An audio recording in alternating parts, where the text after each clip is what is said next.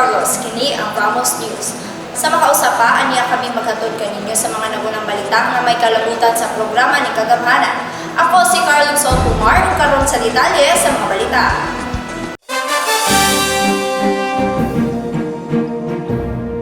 Ang lokal na kagamhanan sa syudad sa San Carlos pinagi sa People's Park Management Office o PPMO, miandam na og 36 ka mga kahoy nga itanom sulod sa People's Park alang sa himuong Philippine Heritage Tree Site. Si Achilles Ponferrada, PPMO head, nagkanayon ni atong Abril 8 ning tuiga nga ang 12 kamatang sa mga punuan sa kahoy nga mao ang Malabuho, Daw, Bugo, Almasiga, Bangkal, Kalumpit, Molave, Tindalo, Ulayan, Bakan, Ananong, ug Bani gihatag sa Department of Environment and Natural Resources pinaagi sa City Environment Management Office alang sa maong katuyuan. Dugang niya nga ang maong advokasya nga gitawag og Philippine Heritage Tree Site gitumong sa pag-edukar sa kabatan-unan kabahin sa importansya sa mga kahoy, pagdasig kanila sa pagdugang og tanom niini, pagkonserbar ug pagpalambo sa mga kahoy, isip kabahin sa pagtabang sa kinaiyahan sa pagproteher batok sa hulga sa global warming. Philippine heritage trees, they are still securing some varieties which we don't have yet. We have 12 varieties. Since we still have some space at the back at People's Park, I will plant this and then I will make that area as the Philippine Heritage Trees Site.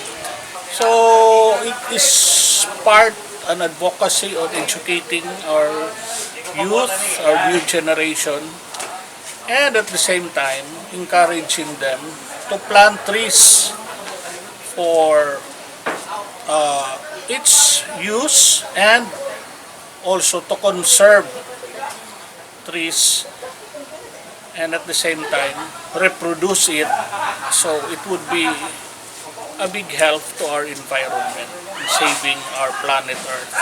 Matud ni Ponferrada nga ipahigayon-dayon ang ceremonial tree planting human nga maandam nila ang lugar diin itanom ang mga kahoy.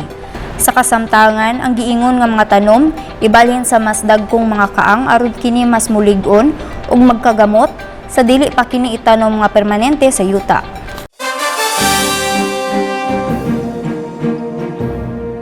Nakuha sa Tandang Sora Elementary School kung TSES District 5 sa Department of Education, CONDEP-ED San Carlos City, Negros Occidental ang ikaupat nga pwesto sa kapin 1,650 ka entries sa Nestle Wellness Campus kung NWC Interschool National Competition.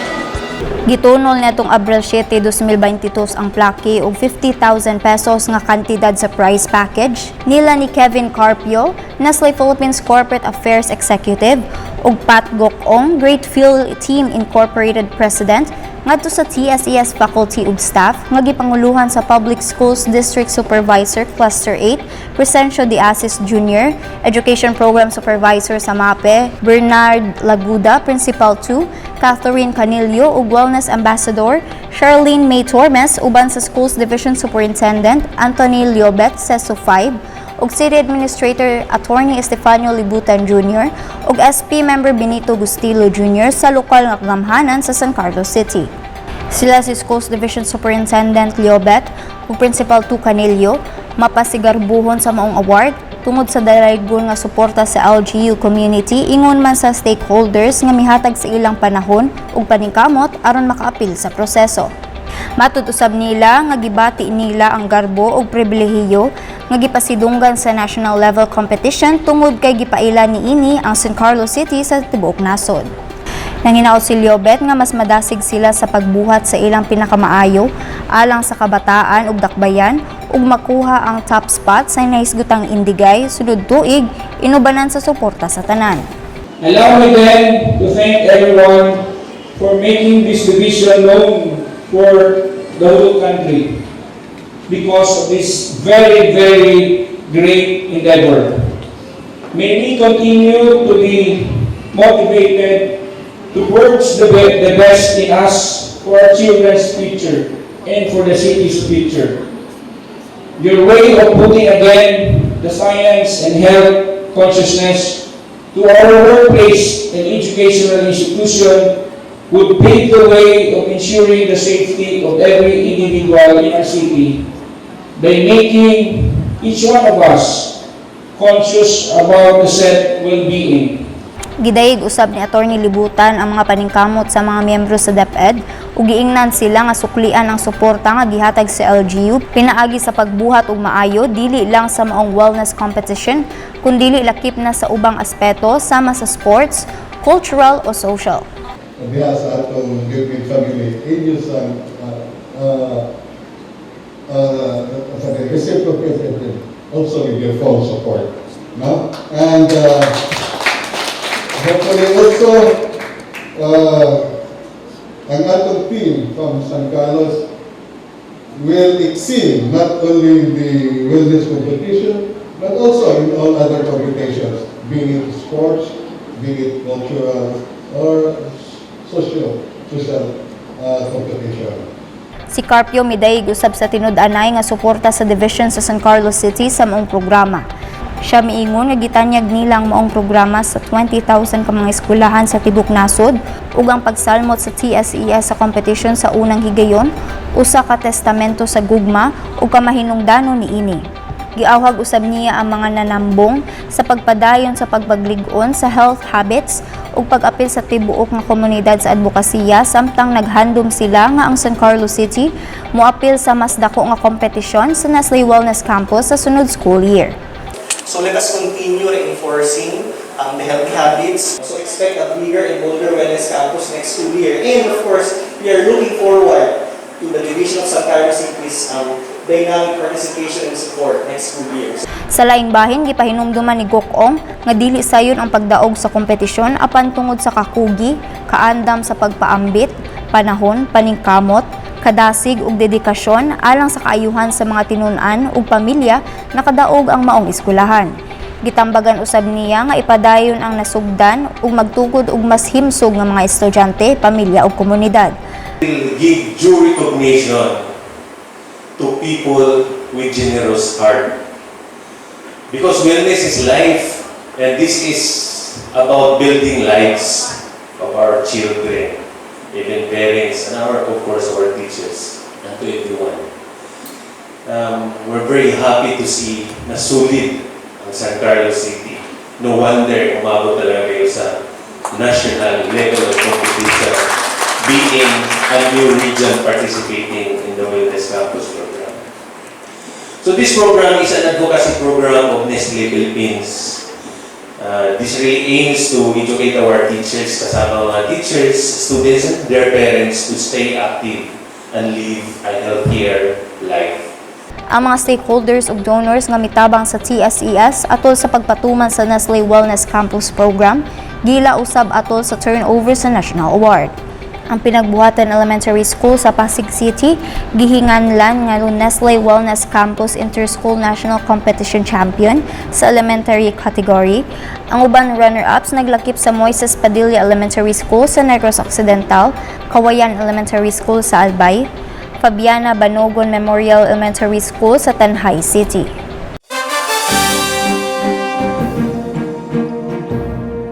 Mikabat sa 43 ka mga micro, small and medium enterprises kon MSMEs sa San Carlos City nga naapektuhan sa bagyong Odette ang nakadawat og pangkabuhayan sa pagbangon at ginhawa kon PDG voucher gikan sa Department of Trade and Industry kon DTI Negros Occidental pinaagi sa Negosyo Center San Carlos.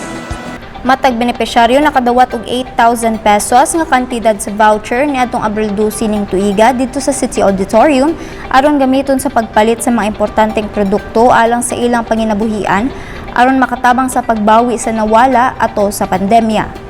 Ang maong mga benepisyaryo gipailawom sa validation og proper identification sa ilang tagsa-tagsa ka barangay, subay sa guidelines nga gitakda sa DTI ug bantayan pag-ayo pinaagi sa pagpahigayon og regular store assessment alang sa bisan unsang kalambuan.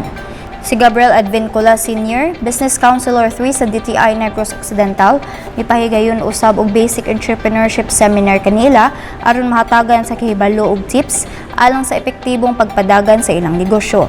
Si San Carlos City Mayor Renato Gustilo nagpasalamat sa DTI sa tabang nga gihatag sa mga benepisyaryo alang sa pagbangon sa ilang mga negosyo o mipaabot ngadto sa mga benepisyaryo kabahin sa kamahinungdanon sa pagkuha og permit, lakip na ang pagbayad og buhis, sanglit makabenepisyo man kini sa dakbayan pinaagi sa pagtuman sa mga nagkalain-laing lokal nga mga proyekto.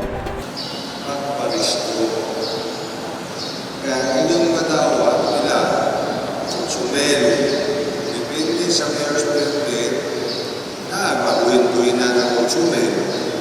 Pero, hindi ko wala ang yung dibayad na buwis, kaya isubalik na malagyan pamahagi sa proyekto. So, sa inyo, gitagaan mo hinabang, gikan sa national government, ayaw ninyo usik-usikin. Si Engineer Enjimar Tupas, LLB Small and Medium Enterprise Development, kon SMED Unit Head sa DTI Negros Occidental, misuporta sa pamahayag ni Gustilo nga nag-awhag kanila sa pagparehistro o pag-secure og permit alang sa ilang mga negosyo aron kini mahimong lehitimo. Sa primary government agency in charge of investment promotion, enterprise development, trade regulation, and consumer protection. Mauna nga kung naay mga investors, naa ang mga staff sa DTI sa pag-assist sa mga investors kaya it's actually one of the mandates of the Department of Trade and Industry. Kaupod naman sila ang PESA o Philippine Economic Zone Authority and Board of Investments, which are actually attached agencies of the Department of Trade and Industry. Ang mga aktibidad gipasiugdahan sa DTI Negros Center nga gipanguluhan ni Maria Nova Soliasta, Special Operations Officer 3 ug Melanie Bayabos, Junior Business Counselor, ug Mirasol Marcelino, Junior Business Counselor sa DTI Negosyo Center Calatrava. 8 ka mga benepisyaryo gikan sa lungsod sa Calatrava ang nakadawat usab sa susamang voucher gikan sa DTI atol sa maong distribution.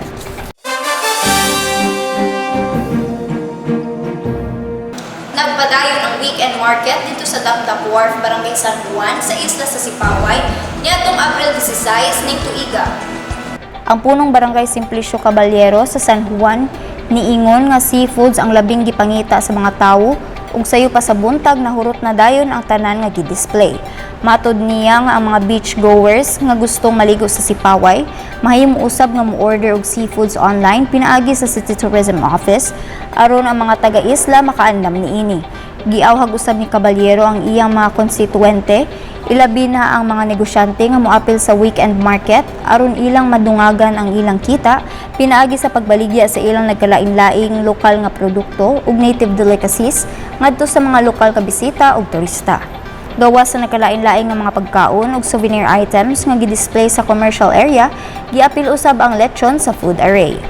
Ang isla sa Sipaway na ilhan dili ilang tungod sa nindot nga mga baybayon ug barato nga mga resort niini, apan kanunay usab kining giadto tungod sa presko nga klase nga seafoods, ingon man unsalted dry danggit ug lumad nga delicacy sama sa salvaro bread, bukayo ug uban pa. Ipahigayon unya ang formal nga paglusad sa maong weekend market human nga matapos sa City Tourism Office ug Barangay San Juan officials ang pagpangandam. Niadtong Abril 9 ning pahigayon og dry run sa maong aktibidad diin ang hiniusang team gikan sa City Tourism Office ug City Environment Management Office Consemo mitambong aron pa sa pag-obserbar sa pangitabo ilabi na sa pagdumala sa mga turista ug mga basura.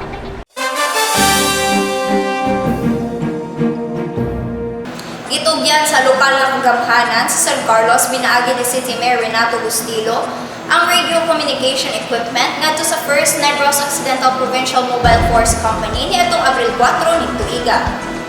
Ang company commander nga si Police Lieutenant Colonel J. Malong mo'y ning dawat sa 1 unit VHF 65 watts mobile-based radio, 2 unit switching power supply, 3 pieces original diamond CP22E high gain monopod antenna, 4 units crossband duplex radio repeater controller, ug 5 rolls sa RGB 500 coaxial cable 150 meters, nga gipunduhan og 99,500 pesos pinaagi sa Peace and Order Fund sa Dakbayan.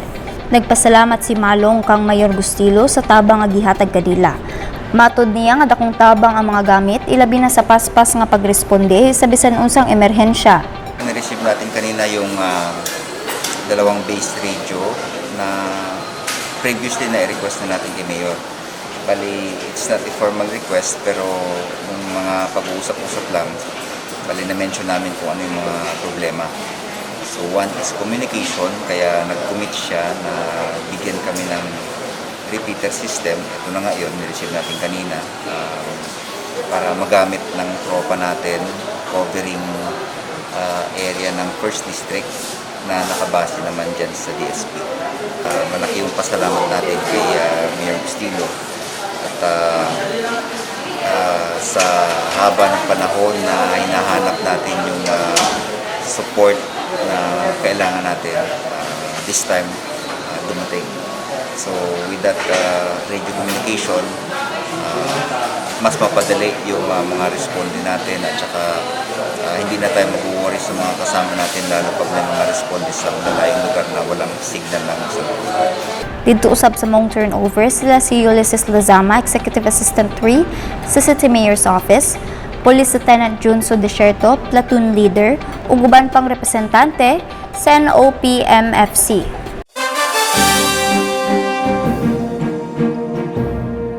Mikabat sa 176 ka mga senior citizens sa Barangay 1 ug 2 ang nakadawat sa ilang quarterly social pension atol sa simultaneous payout sa 18 ka barangay sa San Carlos City niadtong Abril 4, 2022. Ang Department of Social Welfare and Development Office kundi SWD Region 6 uban sa koordinasyon sa San Carlos City Social Welfare and Development Office kud si SWDO mipahigayon og pag-apod-apod sa mga hinabang ngadto sa 1,752 ka master listed nga mga individual. Base sa talaan sa CSWDO, ang DSWD migahin og 2,628,000 pesos sa San Carlos City. Diin ang matag benepisyaryo nakadawat og 1,500 alang sa unang quarter sa 2022.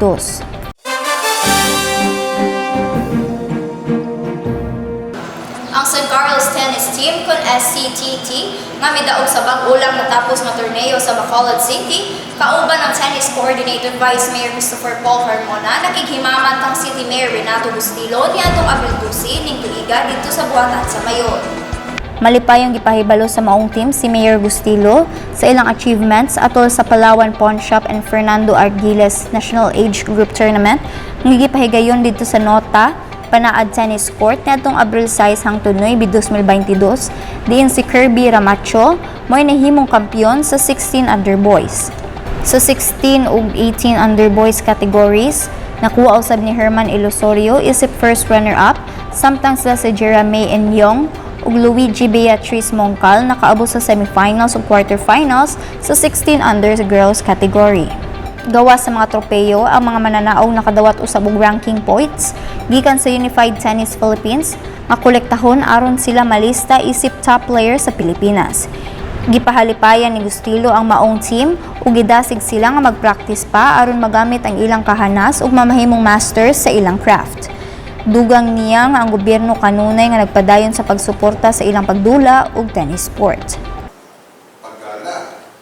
Kaya, kung dili ninyo i-improve ang inyong skills sa tennis, ang sa'yo matabo, sige na mo kulay o pindi.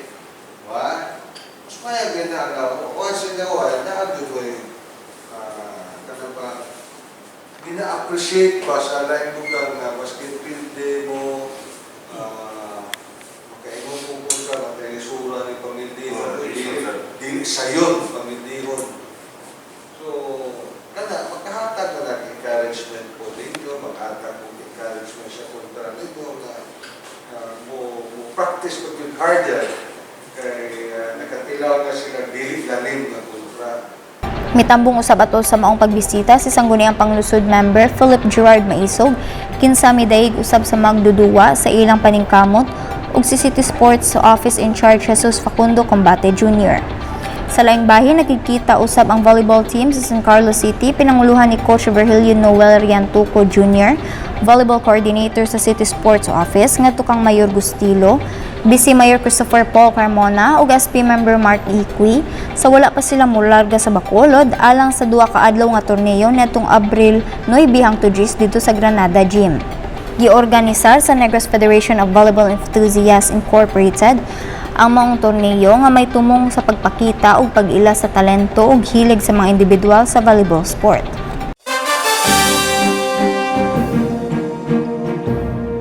Ang 18 ka mga opisyal ug representante sa organisasyon sa Local Youth Development Council kon LYDC nanumpa sa ilang katungdanan niadtong Abril 8 sa Park Marina Function Room, Barangay Frey. Si Board Member Pocholo Yuvenco, SK Federation President sa probinsya sa Negros Occidental ug Presidente sa Local Youth Development Council mao nagpahigayon og oath-taking nga gipasiugdahan sa San Carlos City Youth Affairs. Ang Local Youth Development Council officers gilangkuban nila Board Member Pocholo Yuvenco, Vice Presidente, SP Member JB Spring Bacornay, SK Federation President sa San Carlos City, ug Vice Presidente Renzi May Tambasen, Glenny Ann A. Auditor, Jessica E. Desejo, ISIP Secretary, Angeline Juanillo, representante gikan sa Bible Baptist Church, ISIP Treasurer, ug Janine Pasilan sa Parish Youth Organization, ISIP Auditor. Si Board Member Yuvenco, SP Member Bacornay ug Tambasen mo'y nanghatag og mga certificates of recognition ngadto sa lain-laing mga eskwelahan, fraternities, simbahan ug out-of-school youth nga aktibong misuporta sa konseho. Si City Mayor Renato Gustilo nga nitamong sa maong kalihukan miawhag sa konseho sa paghimo og mga plano nga makahatag og kalambuan sa sektor sa kabatan-onan tungod kay ang iyang administrasyon andam motabang kanila. Si Gustilo niingon usab nga iyang palambuon ang industriya sa turismo sa San Carlos aron ang katawhan ilabi na ang mga batan-on dili na kinahanglan moadto pa sa laing dapit kundili dinhi na sa atong dapit maglingaw-lingaw sa mga maayong talan-awon aron mapalambuo sa bangdagan sa ekonomiya sa San Carlos. In government, tanawin nato kung saan gawin nato pagpanervisyo sa katawan. After all, what we are spending is government funds and it should be returned. To the public in terms of basic services and infrastructure projects. Kita na sa sudan sa San Carlos, minong-kaon na. We are not producer, we are consumer. Sige na palit, kaon. But we have to preserve, we have to support our farmers. Why? Without farmers, kung siya kakala. That is government.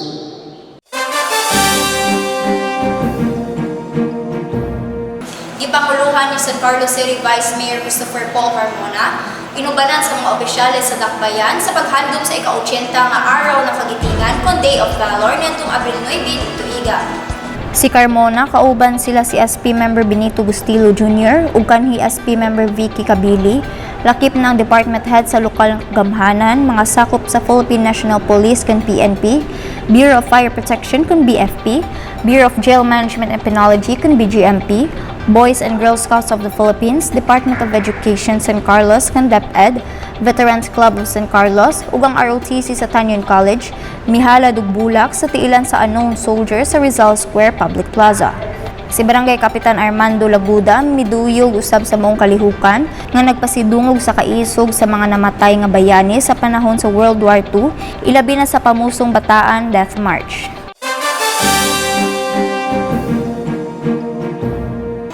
Giawhag ang tanan na magbabakuna aron makabot ang herd immunity samtang padayon sa pagtuman sa mga nailang COVID-19 health ug safety protocols sama sa kanunay nga paghugas sa kamot sulod sa 20 segundos gamit ang sabon ug tubig kaha alcohol o bisan unsang hand sanitizers nga adunay 70% alcohol-based solution. Batasan kanunay ang paggamit og face mask, pag-obserbar kanunay sa social o physical distancing. I-follow kami sa mga official social media accounts sa Facebook, San Carlos City Negros Occidental LGU Information Page, ug sa Instagram at SCC-LGUPH. Mamahimo sab ninyong i-check ang among YouTube channel, Vamos News, ug ang official website sa syudad, ang www.sancarloscity.gov.ph. Maupadto ang mataho nga among nahipos, ang ginagmay nga butang kung buhaton sa makadaghan nga mahimong makapausab sa kalibutan. Hangtod sa sunod na itong panag-uban, daghang salamat ug vamos San Carlos!